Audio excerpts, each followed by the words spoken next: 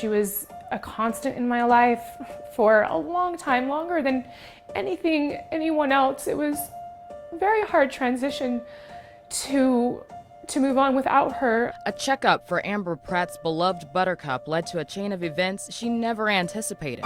I was taking her for just routine blood work because her mom, who I also had had as a kitty, had passed away from kidney problems that were mysterious. Buttercup's mother, Clementine, died years ago.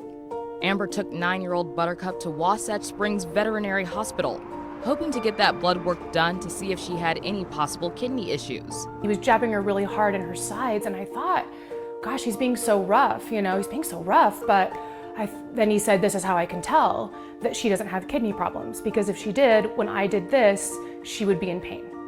So I know that she doesn't have kidney problems, and you don't need to worry about that, and she does not need blood work. And I was about to leave, and he said, no, but she does need a cleaning, a teeth cleaning. And I have a spot open right now. Leave her for a cleaning right now. Amber is referring to Dr. Michael Blauer. This is a copy of his license from the Utah Department of Professional Licensing. We call them DOPL for short. He's been active since 1991. We requested copies of any complaints that have been filed against Dr. Blauer from the department. Here's what we learned. The department has set a disciplinary hearing for Dr. Blauer in September. He faces 3 counts of violation of professional standards, 2 counts of false communications, 5 counts of inadequate medical records, 1 count of improper delegation to unlicensed personnel, and 1 count of pattern of incompetency or negligence. The department will consider the possibility of revoking or suspending Blauer's veterinary license and his ability to prescribe controlled substances in Utah during the hearing. In its petition against Blauer, DOPL has listed specific statements of allegations from various pet owners. That petition includes Amber and Buttercup. So that brings us back to a hesitant Amber, who agreed to a teeth cleaning, which requires anesthesia, and did not get the intended blood work.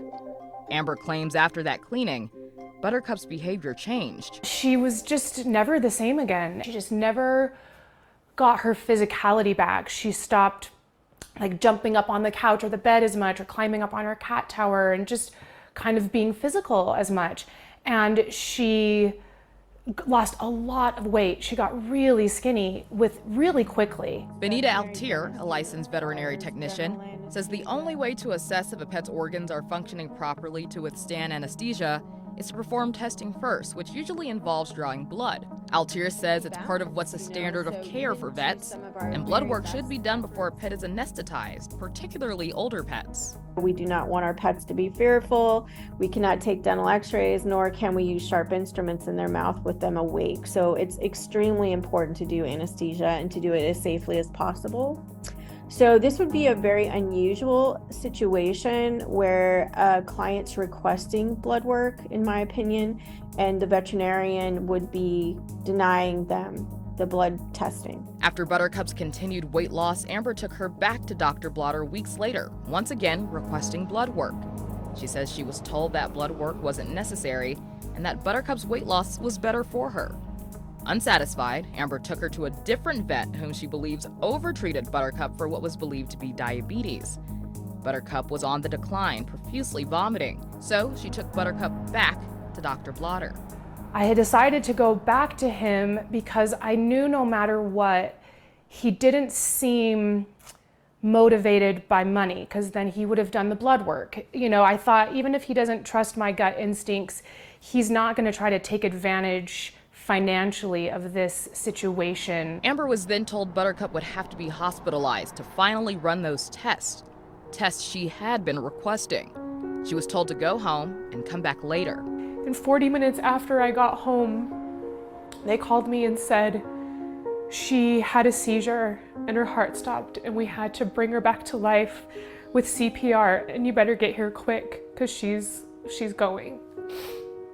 And he started kind of flopping her head around like this. And it was like he was trying to show me, see, she's dead, see, she died. And so I was like, okay. And I thought it was weird, but that was secondary to the emotions of how sad I was. Here's a closer look at the statement of allegations DOPL listed in their report on Blauer. This complaint, titled Sam the Cat, says Sam's owner took him to Wasatch Springs for blood work, but Sam suffered a seizure during the blood draw.